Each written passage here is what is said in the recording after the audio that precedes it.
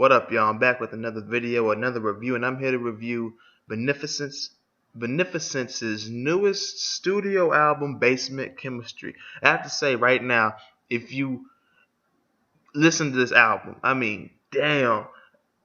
If I see this in stores, I'm picking this up. This album is that good. It's a track-for-track album, and it's 19 tracks long.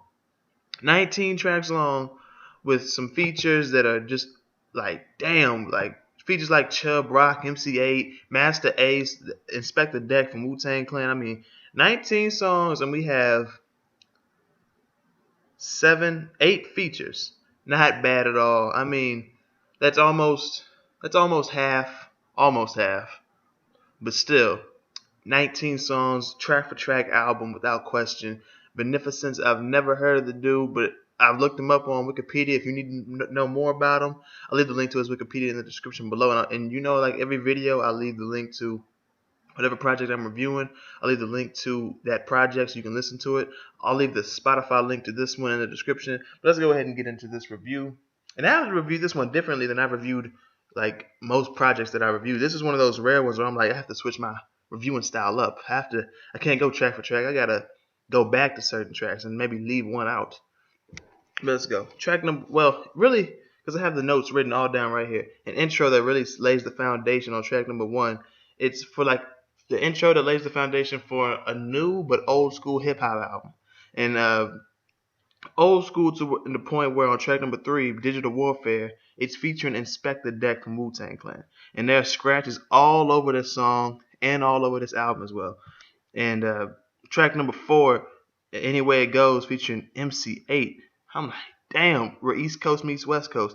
And I have to say, on that song, along with a lot of songs on the album, Beneficence reminds me of Nas. And I don't mind that at all, but he does show that he has his own sound. He's in his own lane as well. And 8 comes in on this song with a classic West Coast gangster rap verse. Track number 5, Wranglers and Asics. I got a classy hip-hop beat and feel on this. Like I said, Nas like MCing from Ben on here. I'm just going to call him Ben, but Beneficence. Track number 6, Hardcore. Well, Smooth Hardcore. And yes, this is a smooth-ass beat. Like, what can I say? It sounds like some Tribe Called Quest type of shit. And Ben says it's grown man rap and that hip-hop is still dead. Most of y'all still living. I was like, oh, shit. Now, this is the thing I feel guys like Static King, like Crooked One were going for, Agala were going for on their albums. They just couldn't get it like my nigga Beneficence over here. Like, damn, I mean, he reminds me of Nas, but I like the lyrical ability, not taking anything away from Nas, but he reminds me of AZ to a point. And I love the beat on track number 7, Vibrate the Streets, and the lyrics, the scratches, etc. Like I said, on this whole album, you get scratches of KRS-One, Guru from Gang Starr, Biggie, etc. And on track number 9 is a street walking, a street cruising rap / hip hop album with Guru of Gang Starr being scratched in, like I mentioned, amongst others.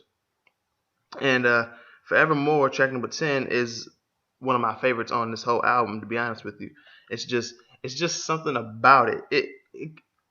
And on this album, if I didn't mention, there's some.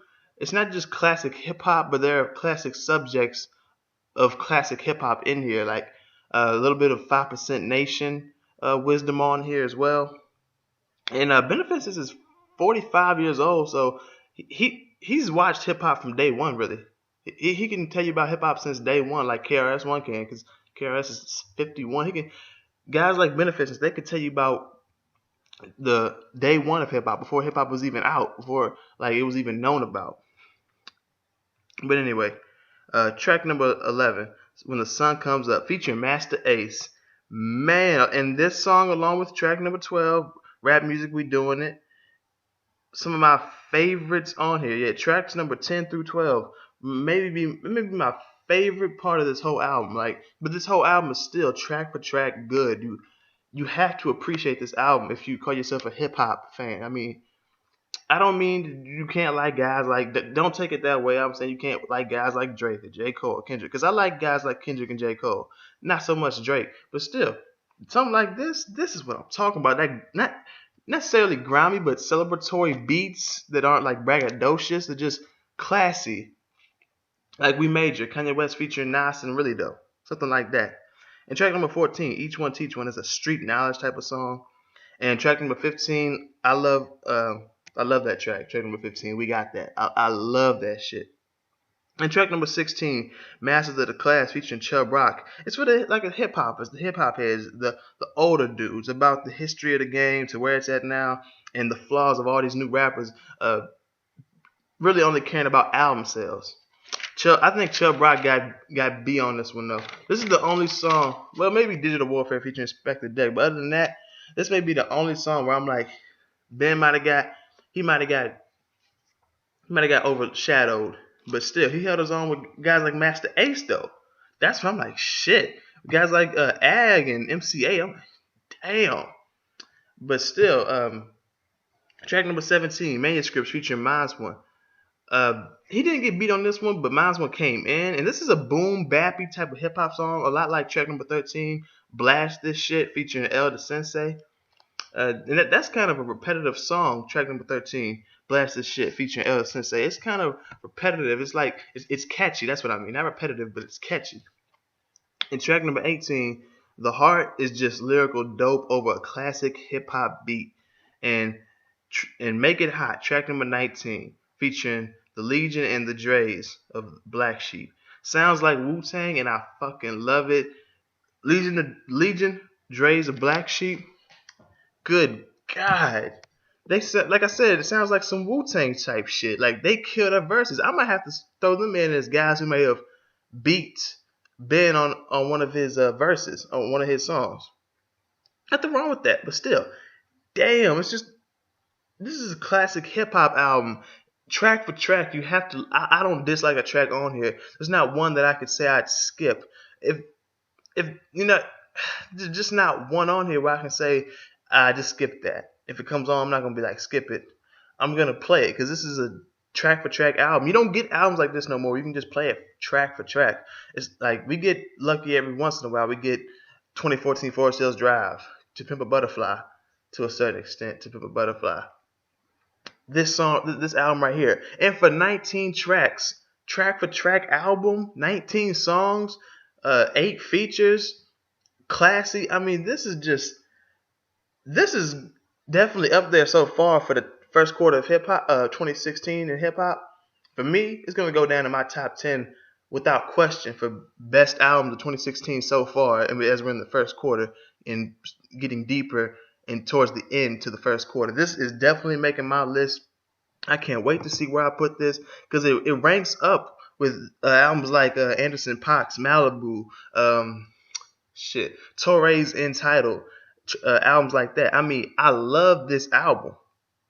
Like I said, if I see this in stores, I'm gonna buy it.